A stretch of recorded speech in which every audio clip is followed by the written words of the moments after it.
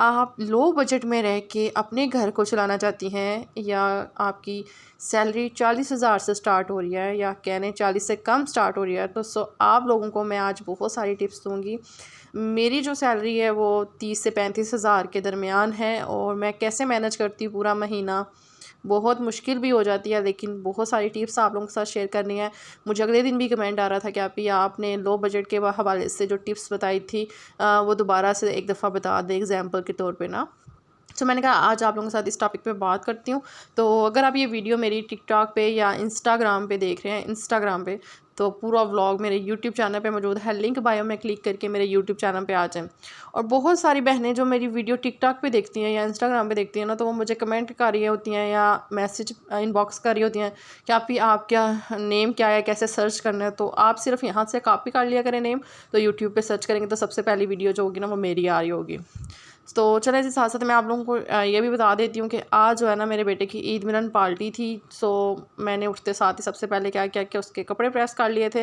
रात को ही कर लेने थे, लेकिन रात को बहुत ज़्यादा तबीयत ख़राब थी, मेरी कमर में दर्द थी। सो इस वजह से मैंने कल ब्लॉग भी नहीं था बनाया, तो आज ही मैं ब्लॉग ना स्टार्ट कर रही हूँ। मैंने रात को दूध गर्म करके रख लिया था। कल ना पता क्या हुआ, कल दूध लाया था और चाय जब मैं बनाने लगी थी ना, तो देखा कि दूध हमारा जो था ना वो ख़राब हो गया था। चीनी भी ज़ाया गई, पत्ती भी ज़ाया गई, सो दूध ख़राब हो गया हुआ था। फिर मैंने क्या किया कि मैंने कहा जब भी अभी दूध आएगा ना, गर्मी हो गई है, गर्मी की वजह से दूध ख़राब हो जाता है, तो मैंने कहा कि आप जब भी दूध आया करेगा तो मैं साथ ही ना गर्म कर दिया करूँगी और साथ मलाई उतार लिया करूँगी। अच्छा मुझे ना ज़रूर बताइएगा यार, हमारी जो मलाई है ना वो उस तरह से घनी मलाई नहीं बनती है, मोटी मलाई ना। तो मुझे कोई टिप्स बताइएगा कि जिससे हमारी जो मलाई है ना वो थोड़ी सी मोटी बन जाया करे। लेकिन इस तरह से हमारे दूध की मलाई खालिस दूध होता है, बल्कि डेयरी फार्म भी हमारा अपना ही है, लेकिन जो मलाई है ना उस तरह से नहीं निकलती। यहाँ पे फिर मैंने क्या किया कि मैंने कहा चलो मैं थोड़ी सी मलाई निकाल देती हूँ और अपने टॉपिक की तरफ आते हैं। बात करते हैं कि हम लो बजट में रह के कैसे मैनेज कर सकते हैं।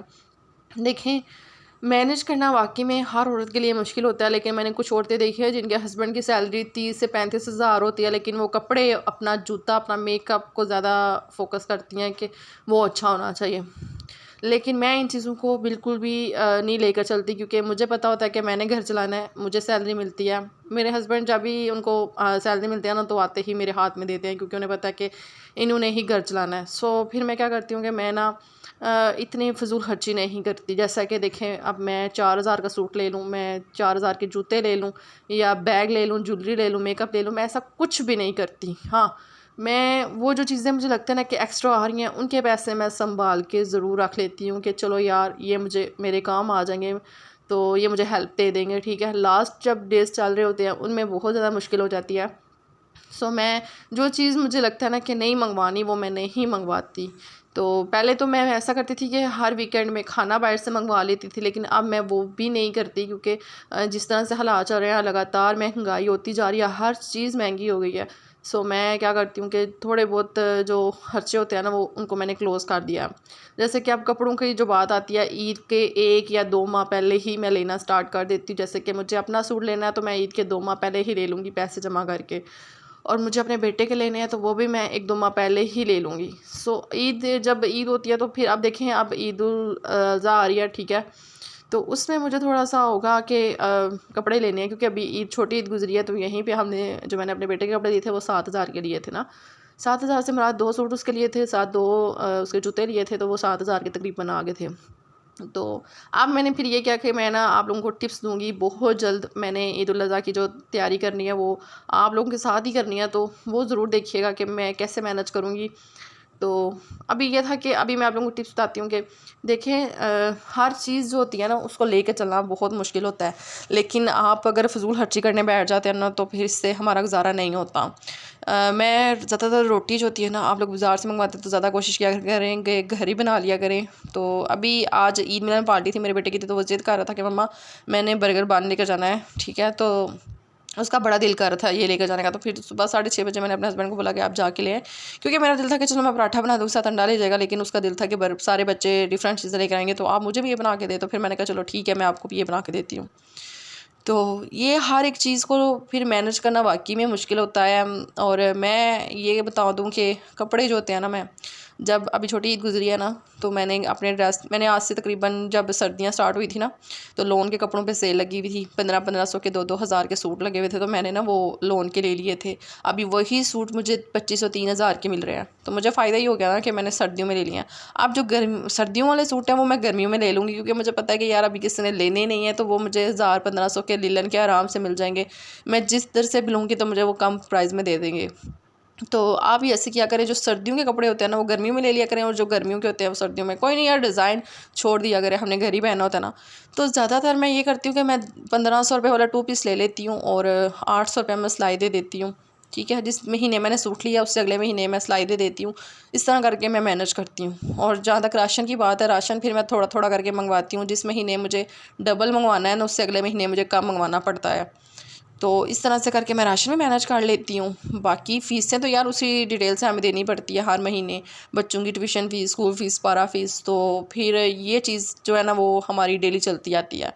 और दूध भी हमारा ऐसे ही है, किलो दूध लगवाया वो 6000 का हमें पड़ता है।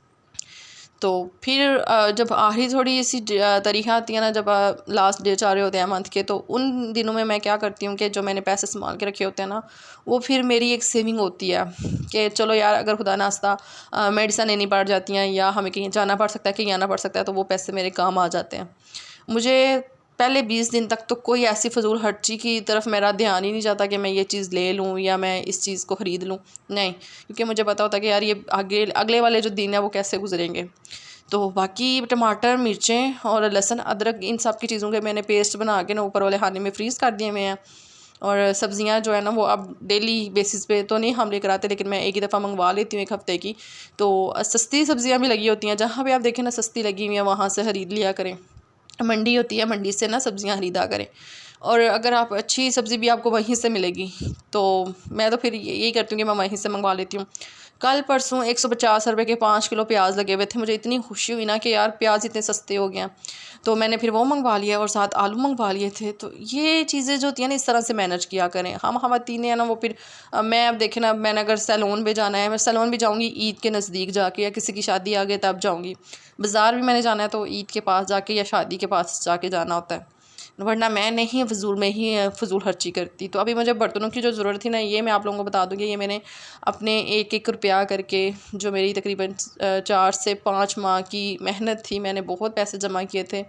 मेरे बेटे की बर्थडे गुजरी थी तो तब भी अब्बू ने दिए थे, तो वैसे भी मेरे पास पैसे जो थे ना वो जमा होते थे। तो मैंने बर्तन ख़रीद लिए थे। जो आप लोग मेरा ब्लॉग देखेंगे आज से 1 माह पहले या 2 माह पहले, उसमें मैंने अपने किचन के सारे बर्तन ख़रीद लिए हुए हैं। ठीक है, अभी मुझे था कि यार मैं कैबिनेट बनवा लूँगी, पैसे जमा करूँगी, लेकिन अब मुझे ये उम्मीद है कि चलो यार, अगर मेरी यूट्यूब की इनकम आ जाया करेगी ना, तो फिर बहुत अच्छा गुजारा हो जाएगा हमारा। क्योंकि यूट्यूब की इनकम 45,000 है, या 45 से 50,000 स्टार्ट हो रही है ना। तो अगर मैं कहती हूँ कि 40,000 भी आ जाएंगे ना, तो अल्हम्दुलिल्लाह, अल्लाह ताला का लाख लाख शुक्र है कि यार हमारी थोड़ी सी भी मेहनत से ना हमारे अगर अर्निंग हो जाती है, तो वो सबसे बेहतरीन ज़रिया हमारा।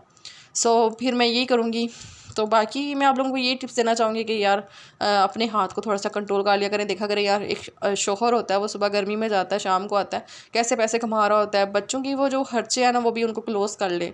कोई किसी चीज़ की डिमांड ना करेंगे, अगर उसकी जेब में हाली होगी तो अच्छा नहीं लगेगा बच्चों के सामने बार बार इस चीज़ के लिए कहना कि यार ये चीज़ ले आए, ये चीज़ ले आए। अगर नहीं है तो चलो चुप कर जाए, शुक्र अदा करें अल्लाह ताला का। ठीक है, आप 2 टाइम की रोटी खा रहे हैं।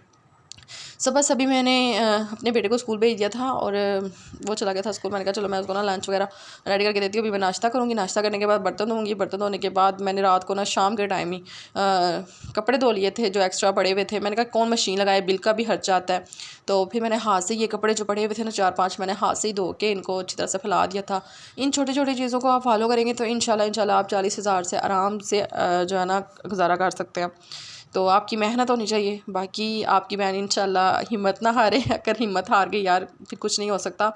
क्योंकि अब यूट्यूब पे मेहनत करते हुए मुझे मुसलसल 5 से 6 महीने हो गए हैं, लगातार वीडियोज़ अपलोड कर रही हूँ, एक दिन का गैप नहीं लेकर आई। जैसे भी हूँ, बीमार हूँ, जो मर्ज़ी हूँ, दिल तो नहीं करता बाज़ दफ़ा वीडियो बनाने का, लेकिन फिर भी मुझे ये वीडियो बनानी पड़ती हैं क्योंकि मुझे लगता है कि यार एक ये ज़रिया जो हमें कामयाब कर सकता है, हमारी अर्निंग का सबब बन हर सकता काम है। छोटा बड़ा नहीं होता, हर काम में मेहनत होती है। अगर आप मेहनत करते हैं ना तो इंशाल्लाह इसका फल आपको ज़रूर मिलता है।